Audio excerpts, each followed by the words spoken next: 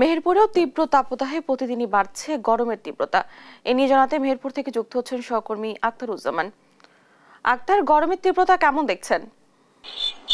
যেমনটি বলছিলেন না, আমাদের চুয়াডাঙ্গা এবং মেহেরপুর কিন্তু একবারে ভারতের সীমান্ত অঞ্চল। এই অঞ্চলে কিন্তু দীর্ঘ 10 বছর যাবত ভারী বৃষ্টিপাত না হওয়ায় কিন্তু শীতকালে প্রচন্ড শীত এবং গরমকালে প্রচন্ড গরম, যেটি বাংলাদেশের সর্বোচ্চ তাপমাত্রা রেকর্ড করা হয়েছে চুয়াডাঙ্গা আবহাওয়া অধিদপ্তর 41.2 ডিগ্রি সেলসিয়াস কিন্তু গতকাল শুক্রবার বেলা 12টা থেকে এই তাপমাত্রা রেকর্ড করা হয়েছে বলে আমাদেরকে তথ্য নিশ্চিত করেছেন। তবে আমরা আবহাওয়া অধিদপ্তরের সাথে কথা বলেছি, তিনি আবহাওয়া অধিদপ্তরের কর্মকর্তা যিনি রয়েছেন জামিলুর রহমান, তিনি আমাদেরকে জানিয়েছেন যে এই আবহাওয়া কিন্তু এখনো 4 থেকে 5 দিন কিন্তু থাকবে, বৃষ্টিপাত না হওয়া পর্যন্ত এই আবহাওয়া এমনটি এবং তাপমাত্রা আরো বাড়তে পারে বলে আমাদেরকে জানিয়েছেন। তবে আমরা দেখছি যে যারা শ্রমজীবী মানুষ মাঠে কাজকর্ম করতে গিয়ে কিন্তু হাঁসফাঁস ধরে গেছে তাদের, এবং তারা বলছেন যে খুব সকালেই কিন্তু আমাদের কিন্তু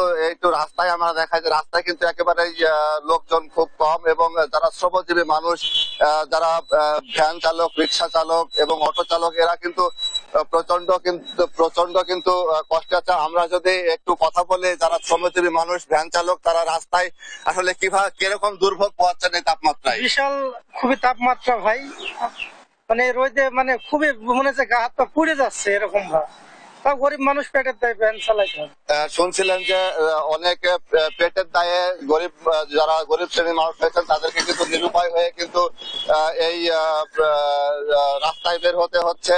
আমরা যেমনটি দেখেছি যে যারা মাঠে কাজকর্ম করছেন, বড় ধান কাটা মারা এবং ধান পাট নিড়ানোর যে কাজ রয়েছে, শ্রমিকরা কিন্তু খুব ভোরে কিন্তু কাজ করছেন, করে সকাল সূর্য ওঠার আগে কিন্তু বাড়ি ফিরছেন। তো এই মেহেরপুর থেকে জনজীবনের যে তাপদাহের যে জনজীবন বিপর্যস্ত, এই নিয়ে আমার কাছে ছিল সর্বশেষ তথ্য। ডানা।